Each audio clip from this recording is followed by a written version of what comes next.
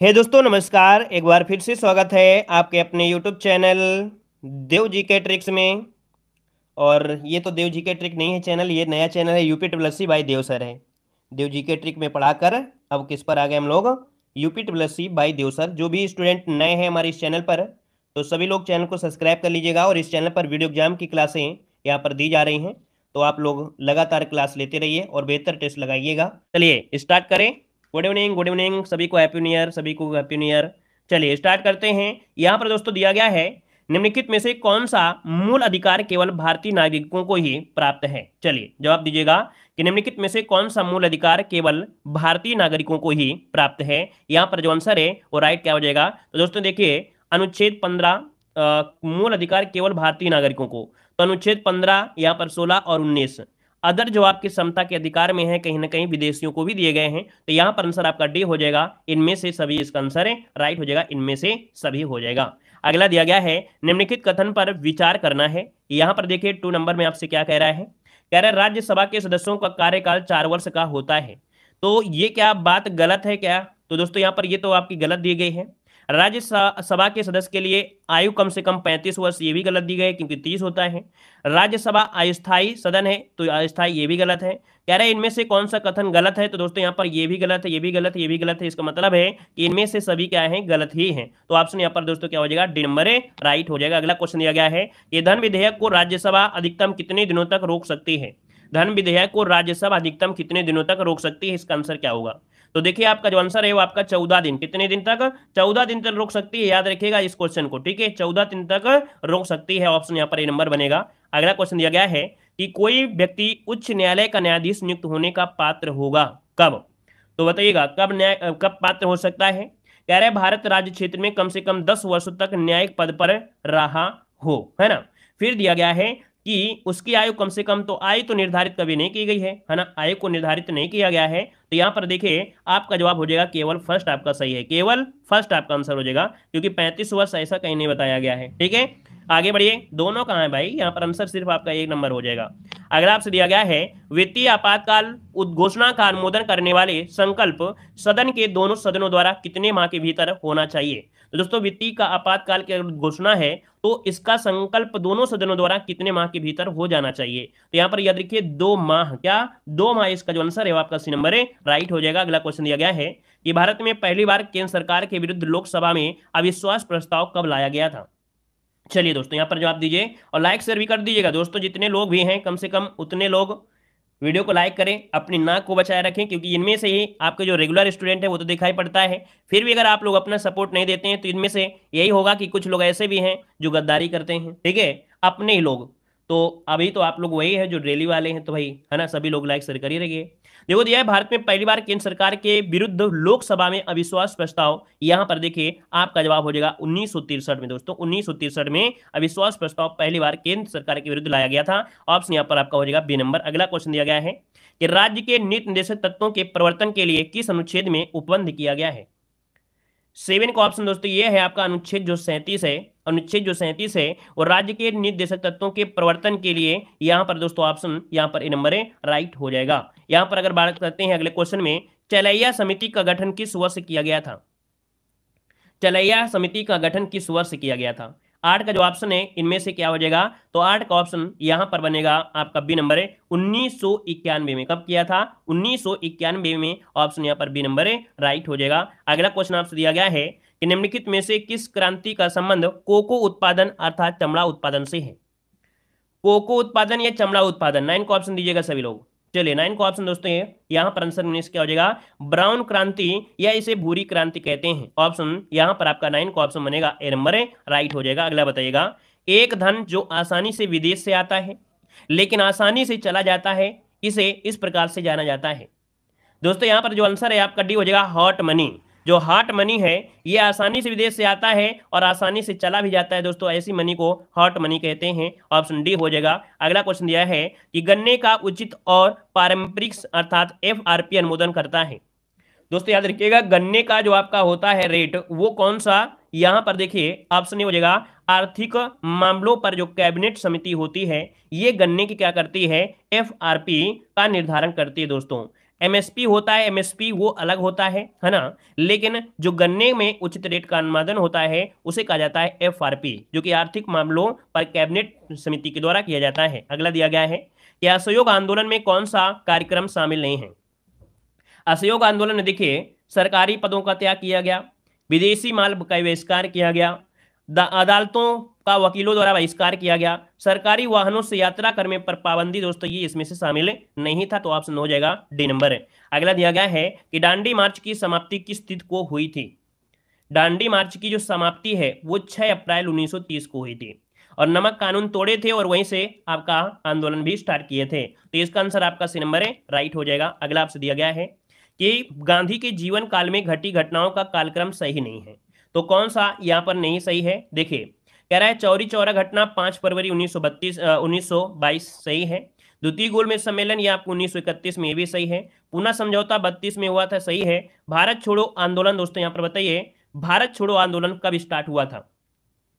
42 में तो स्टार्ट हुआ था, लेकिन 8 अगस्त हो जाएगा, क्या हो जाएगा, 8 अगस्त को हुआ था, इस कारण से ऑप्शन डी नंबर है ये गलत दिया गया है। अगला क्वेश्चन आपसे देखो दिया गया है, कह रहा है आजाद हिंद फौज के साथ सुभाष चंद्र बोस ने सिंगापुर में स्वतंत्र भारत की अस्थायी सरकार का गठन किया।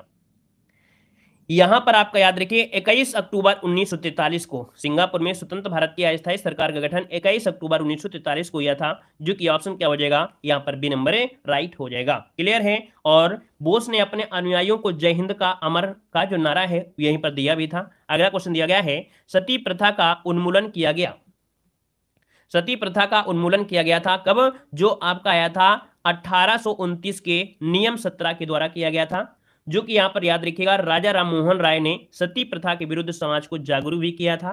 और दोस्तों यहां पर कह सकते हैं कि 1829 में सती प्रथा रोक कानून भी पारित किया गया था, तो ऑप्शन क्या हो जाएगा आपका, बी नंबर है, राइट हो जाएगा। अगला क्वेश्चन आपसे यहां पर दिया गया है, बहाबियों के विद्रोह को कुचलने का श्रेय किस गवर्नर जनरल को जाता है। बहाबियों के विद्रोह को कुचलने का जो श्रेय है वो किस गवर्नर को जाता है। यहां पर आंसर जो आपका है वो बी हो जाएगा, लॉर्ड एल्गिन प्रथम। लॉर्ड एल्गिन प्रथम है दोस्तों, इस समय लॉर्ड एल्गिन प्रथम था, ऑप्शन यहां पर आपका बी नंबर हो जाएगा। अगला आपसे यहां पर दिया गया है, त्रिपक्षीय संघर्ष में कौन राजवंश शामिल नहीं था। दोस्तों त्रिपक्ष में मतलब 3 गुटों में काफी लड़ाइयां चल रही थी काफी दिनों से, जैसे पाल है, राष्ट्रकूट और प्रतिहार में, तो दोस्तों इनके भी संघर्ष काफी समय तक चलता रहा था, लेकिन इसमें पल्लव नहीं शामिल थे, तो ऑप्शन देखिए सी नंबर हो जाएगा। अगला क्वेश्चन दिया गया है कि सिंधु घाटी सभ्यता के अंतर्गत शवों को दफनाने के अवशेष मिले हैं, इनमें से शवों के सिर किस दिशा में रखे मिले हैं। देखिए सिंधु घाटी सभ्यता में जो शव को दफनाए गए थे, इनको दफनाने की जो प्रक्रिया थी दोस्तों वो उत्तर में, अर्थात शवों के जो सिर थे वो किस दिशा में रखे गए थे, तो उत्तर दिशा में रखे गए थे, ऑप्शन यहाँ पर ए हो जाएगा। अगला क्वेश्चन दिया गया है कि किस बौद्ध संगीति में बौद्ध धर्म का 2 संप्रदायों में विभाजन हो गया था। 2 संप्रदाय में विभाजन जो हुआ ये आपका हुआ था, याद रखिएगा, ऑप्शन यहां पर हो जाएगा चतुर्थ बौद्ध संगीति। और चतुर्थ बौद्ध संगीति में क्या हुआ कि नरम दल और जो गरम दल है वो क्या हो गए, दोनों यहां पर अलग हो गए थे, तो आपका जो ऑप्शन है यहां पर आपका डी नंबर है, राइट हो जाएगा। आगे बढ़िए, क्वेश्चन दिया गया है, महावीर स्वामी को किस नदी के तट पर कैवल्य की प्राप्ति हुई थी। महावीर स्वामी को कैवल्य की जो प्राप्ति हुई वो आपकी किस नदी के तट पर, तो आप कहेंगे इन्हें ऋजुपालिका नदी। क्या, ऋजुपालिका, क्योंकि महावीर स्वामी की बात हो रही है, बुद्ध की बात नहीं हो रही है, बुद्ध होता तो हम लोग निरंजना लगा देते, तो ऋजुपालिका नदी किनारे महावीर स्वामी को कह सकते हैं ज्ञान की प्राप्ति हुई थी। अगला क्वेश्चन दिया गया है, आजीवक संप्रदाय के संस्थापक इनमें से कौन थे, बहुत बार पढ़े हैं, तो ये है मक्खिल पुत्र गोसाल, जो कि ऑप्शन यहाँ पर सी नंबर है, राइट हो जाएगा। अगला आपसे क्वेश्चन दिया गया है कि किस मुगल शासक के शासनकाल को स्थापत्य कला का स्वर्णिम काल कहा जाता है। इस मुगल शासक के शासनकाल को स्थापत्य कला का स्वर्णिम काल, ये है ऑप्शन सी शाहजहां। दोस्तों ऑप्शन सी हो जाएगा शाहजहां, इसका आंसर है, राइट हो जाएगा। अगला दिया गया है कि मुगल काल में मुहतसिब कौन था। मुगल काल में मुहतसिब कौन था, यहां पर देखिए जो आपका 24 का ऑप्शन है, यहां पर आचरण अधिकारी। मुगल काल में मुहतसिब जो आपका है ये आचरण अधिकारी था, इसका जो ऑप्शन है डी नंबर है, राइट हो जाएगा। आगे बढ़िए, क्वेश्चन दिया गया है, दीवान ए अर्ज किस विभाग से संबंधित था। दीवान ए अर्ज ये एक दोस्तों विभाग हुआ करता था जो कि सैन्य विभाग से जुड़ा हुआ है, यहां पर जो आंसर है यहां पर सी हो जाएगा, मतलब यहां पर सेना का निरीक्षण करना और सेना की सजावट की व्यवस्था करना, ये इस विभाग का काम था, ऑप्शन सी बनेगा। अगला है कि बसावन व दसवंत किस शासक के दरबारी चित्रकार थे। ये तो आपने बहुत बार पढ़ा होगा। ये आखिर अकबर के दरबारी चित्रकार थे बसामन और दशवंत बिनबर। अगला आपसे दिया गया है, निम्नलिखित में से कौन सुमेलित नहीं है? कौन सुमेलित नहीं है? यहाँ पर नरौरा दोस्तों आपके उत्तर प्रदेश में है ना। यहाँ पर दिया गया है कुडन कुलन परियोजना, और कुडनकुलम परियोजना जो आपकी है वो आपकी कर्नाटक से नहीं है, जबकि कारापारा ये गुजरात से है, तारापुर महाराष्ट्र से है। लेकिन दोस्तों यहां पर देख सकते हैं कुडनकुलन परियोजना कहां से संबंधित है? ये आपके तमिलनाडु से है। कहां से है? आपके तमिलनाडु से है। याद रखिए तमिलनाडु से जुड़ा हुआ है। यहां पर आगे बढ़िए, क्वेश्चन आपसे अगला पूछा गया है, 38वीं समांतर रेखा किन देशों के मध्य है? 38वीं, ये आपके उत्तर कोरिया और दक्षिण कोरिया दोस्तों, उत्तर कोरिया और दक्षिण कोरिया, ठीक है ना। अमेरिका कनाडा होता तो हम लोग 49 में जाते, लिए 38वीं हैं, तो ये है आपका उत्तर कोरिया दक्षिण कोरिया। अगला क्वेश्चन दिया गया है, निम्नलिखित में से कौन सा एक अच्छे ईंधन का गुण नहीं है? अच्छे ईंधन का गुण नहीं है 29 नंबर में। तो पहला आपसे कह रहा है ईंधन का ऊष्मीय मान उच्च होना चाहिए, बिल्कुल सही है। जलने पर ज्यादा से ज्यादा अवशिष्ट व हानिकारक गैसों को उत्सर्जन होना चाहिए, ऐसा है क्या भाई? ऐसा करेंगे क्या कि ज्यादा से ज्यादा अवशिष्ट और हानिकारक गैसें हो ना? बी नंबर गलत हो जाएगा, ठीक है ना। ईंधन का प्रज्वलन ताप ना तो कम और ना ही ज्यादा होना चाहिए, मतलब यहाँ पर आंसर बी नंबर गलत दिया गया है। अगला क्वेश्चन यहाँ पर दिया गया है, सूची फर्स्ट को सूची सेकंड से क्या करना है? यहाँ पर सुमेलित करना है। तो देख लेते हैं, मिलान करिएगा। यहाँ पर विटामिन B17 जो आपका है, ये बालों को झड़ना जो है, बालों का झड़ना, ये 3 हो जाएगा। विटामिन B12 है दोस्तों, ये है आपके बालों से बांझपन दिया गया है, तो यहाँ पर क्या हो सकता है? यहाँ पर हो जाएगा प्रवासी अरक्तता, देखिए इसका आपका ए हो जाएगा। विटामिन ई की कमी से होता है कि बांझपन का उत्पन्न होना, ठीक है। और विटामिन के जो होता है आपको होता है रक्त के थक्का जमने, देखिए आपको ऑप्शन मिल गया ना, 3142 ऑप्शन ए हो जाएगा। अगला बताइएगा, तारों के मध्य दूरी ज्ञात करने की इकाई क्या होती है? तारों के मध्य दूरी ज्ञात करने की इकाई, यहाँ पर देखिएगा क्या होता है, इसके बीच स्टील तो होगा नहीं, कॉस्मोस कोई किलोमीटर तो होता नहीं है, ये होता है गैलेस्टिक इकाई। क्या होता है? ऑप्शन सी गैलेस्टिक इकाई से है, ऑप्शन सी बनेगा। आगे बढ़िए, क्वेश्चन आपसे अगला पूछा गया है, निम्नलिखित में से कौन सा रोग पुरुषों की तुलना में महिलाओं में बहुत कम होता है? दोस्तों यहाँ पर देखिएगा, निकट दृष्टि दोष, ब्रेन ट्यूमर, घेंगा, लेकिन वर्णांता जो आपका है महिलाओं में कम होता है। वाहक महिलाएं होती हैं, लेकिन होता क्या है, पुरुषों में ज्यादा होता है, महिलाओं में बहुत ही रेयर केस में होता है, ऑप्शन बी हो जाएगा। अगला आपसे दिया है, हीमोग्लोबिन लाल रक्त कोशिकाओं के अंदर का एक प्रोटीन है और यह निम्नलिखित में से किसका वहन करता है? दोस्तों यहाँ पर याद रखिए ऑक्सीजन, ये किसका वहन करता है? ऑक्सीजन का करता है। इसका जो ऑप्शन है आपका राइट आंसर क्या हो जाएगा? ए नंबर है, राइट हो जाएगा, ए नंबर बनेगा। आगे बढ़िए, क्वेश्चन आपसे अगला पूछा गया है कि किसी पदार्थ को, क्या कह रहा है, किसी पदार्थ को एक अवस्था से दूसरी अवस्था में बिना तापमान में बदलाव के परिवर्तन होने के लिए आवश्यक ऊष्मा की मात्रा जो होती है उसे क्या कहते हैं? तो उसे गुप्त ऊष्मा कहते हैं। ऑप्शन क्या बनेगा? डी नंबर इसका राइट हो जाएगा, गुप्त ऊष्मा इसका आंसर है, राइट हो जाएगा, ठीक है ना। दूसरी बात आपको बता दें, याद रखिए अगर आप वीडियो एग्जाम की तैयारी कर रहे हैं तो समझ जाइए कि आपको लगभग सब कुछ आना चाहिए।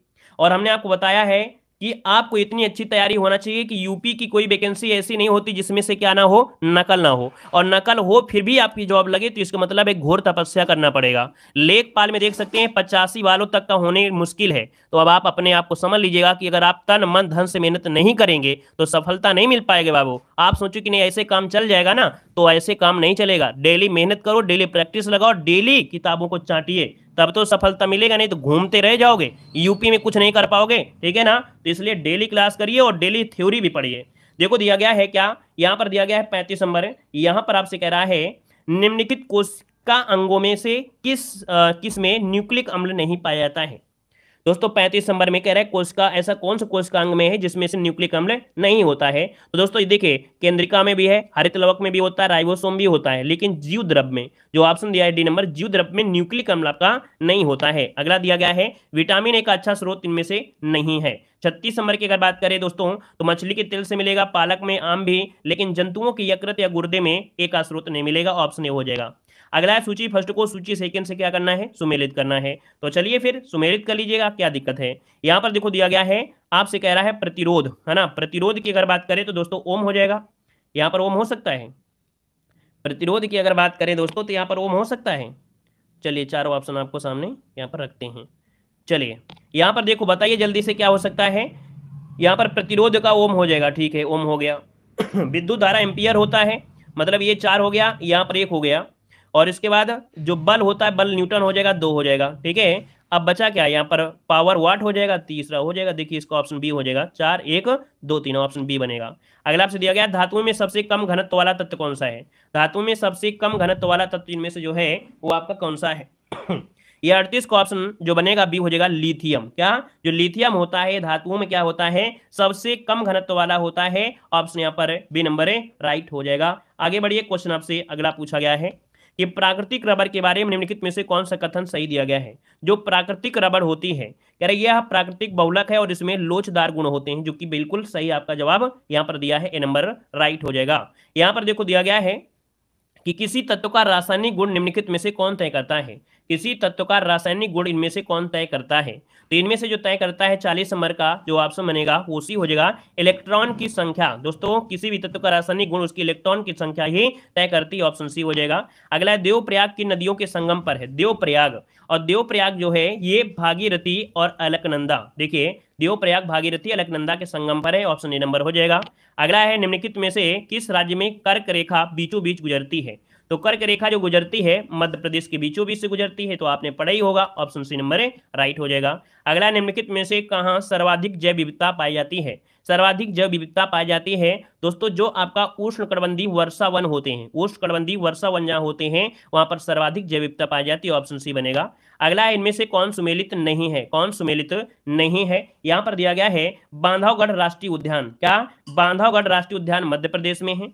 रोहिला राष्ट्रीय उद्यान, दोस्तों रोहिला राष्ट्रीय उद्यान जो आपका है ये किस राज्य में है, तो भैया ये आपका गुजरात में तो नहीं है, यहाँ पर ये गलती है। बांदीपुर आपके कर्नाटक में है और सिमलीपाल राष्ट्रीय उद्यान उड़ीसा में है। लेकिन जो आपका दोस्तों ये है हिमाचल प्रदेश में पड़ता है, ये जो आपका पड़ता है हिमाचल प्रदेश में पड़ता है, बी नंबर गलत दिया है। अगला है निम्नलिखित में से कौन शीत महासागरीय जलधारा नहीं है। निम्नलिखित में से कौन शीत महासागरीय जलधारा नहीं है 45 नंबर में। तो दोस्तों यहाँ पर देखिए वेगुला भी है, हम्बोल्ट भी है, लेब्राडोर है, लेकिन अलगुहास की जो जलधारा ये शीत जलधारा नहीं है, ये गर्म जलधारा है, अलगुहास की गर्म जलधारा है। अगला आपसे दिया गया है निम्नलिखित में से किस नदी को दक्षिण भारत की गंगा कहा जाता है। तो दक्षिण भारत की गंगा दिया है, तो आंसर आपका भी हो जाएगा कावेरी। किसे कहते हैं, कावेरी को कहते हैं। अगला है प्रशांत महासागर क्षेत्र में रिंग ऑफ फायर किस लिए जाना जाता है। दोस्तों यहाँ पर देखिए ज्वालामुखी बहुत ज्यादा है दोस्तों, तो इसलिए ये रिंग ऑफ फायर के नाम से जानते हैं। और भी कुछ इसमें है क्या, शायद और भी कुछ है, क्या है यहाँ पर भूकंप भी आते हैं। ठीक है, भूकंप हो गया और ज्वालामुखी, मतलब ऑप्शन यहाँ पर बी हो जाएगा 1 और 2। अगला आपसे देखो दिया गया है निम्नलिखित में से कौन सुमेलित नहीं है, कौन सुमेलित नहीं है। दोस्तों यहाँ पर दिया गया है कि तकला माकान जो आपका रेगिस्तान है ये चीन में है ना, चीन में है, बिल्कुल सही है, यहाँ चीन हो गया। थार आपके भारत में सही है, अटाकामा चिली में सही है। गिब्सन जो आपका है रेगिस्तान ये कहाँ है, गिब्सन रेगिस्तान दोस्तों ये पश्चिमी ऑस्ट्रेलिया में पड़ता है, ऑप्शन डी नंबर गलत है, ये पश्चिमी ऑस्ट्रेलिया में है। अगला क्वेश्चन दिया गया है प्रतिरोध या घर्षणात्मक बेरोजगारी क्या होती है।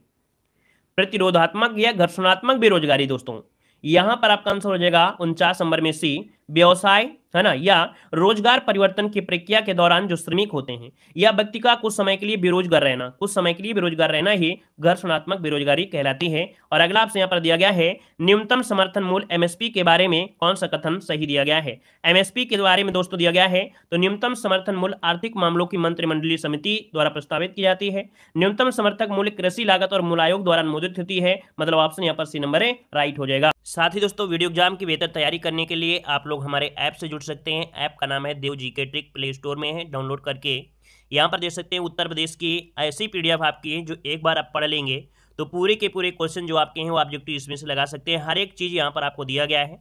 अगर आप लोग जीके की पीडीएफ लेना चाहते हैं तो जीके में भी दोस्तों देख सकते हैं कि आपके कितनी बेहतर से बेहतर आपकी यहाँ पर पीडीएफ आपकी कंप्लीट की गई है और काफ़ी अच्छे से हर एक टॉपिक आपका दिया गया है ना। देख सकते हैं कि जीके वाले में आप लोगों के लिए इतिहास के दोस्तों 700 प्रश्न है, भूगोल के 500 प्रश्न है, संविधान के 500 प्रश्न और यहाँ पर मिक्स जीके जो कि आपको अभी हमने दिखाया ये आपके 1000 प्रश्न है ना, जो कि आपके वन लाइनर में है। और प्रैक्टिस के लिए यहाँ पर हिस्ट्री के 250 ऑब्जेक्टिव क्वेश्चन, पॉलिटी के 250 ऑब्जेक्टिव कह सकते हैं प्रश्न आपके हैं, ज्योग्राफी के ऑब्जेक्टिव क्वेश्चन है, 10 प्रैक्टिस सेट होंगे जो कि आपके जिसमें से 50 क्वेश्चन आपके होते हैं, तो 250 समझिए कि आपका 10 प्रैक्टिस सेट भी आपको दिए गए हैं। यहाँ पर आपका स्टैटिक जीके और थ्योरी भी आपको इसी में आपको दी जा रही है। तो दोस्तों आप लोग यहाँ पर हमारी जो वीडियो एग्जाम के कोर्स हैं जहाँ पर कंप्लीट हिंदी का कोर्स भी है, जिसे आप लोग मात्र 99 रुपये में ले सकते हैं। बहुत कुछ यहाँ पर आपको दिया गया है हिंदी में, और ऑब्जेक्टिव क्वेश्चन भी हैं यहाँ पर देख सकते हैं। सामान्य ज्ञान जिसमें से 5000 क्वेश्चन लगभग आपके हैं इसी में, वन लाइनर भी हैं, और आपका प्रैक्टिस के लिए आपके ऑब्जेक्टिव भी रखे गए हैं। और यहाँ पर यूपीजी के दोस्तों देख सकते हैं, कंप्लीट यूपीजी के, जिसमें आपको यहाँ पर थ्योरी भी होगी और आपके यहाँ पर कह सकते हैं ऑब्जेक्टिव क्वेश्चन भी यहाँ पर हैं। और इतना अगर आप पढ़ लेते हैं तो दोस्तों काफ़ी अच्छा आपका स्कोर यहाँ पर हो सकता है। बहुत ही कम आपकी रेट रखी गई दोस्तों, और पीडीएफ में कंटेंट बहुत ज़्यादा है। तो आप लोग हमारे ऐप से जुड़ सकते हैं, डाउनलोड कर सकते हैं, ठीक है, और बेहतर तैयारी कर सकते हैं।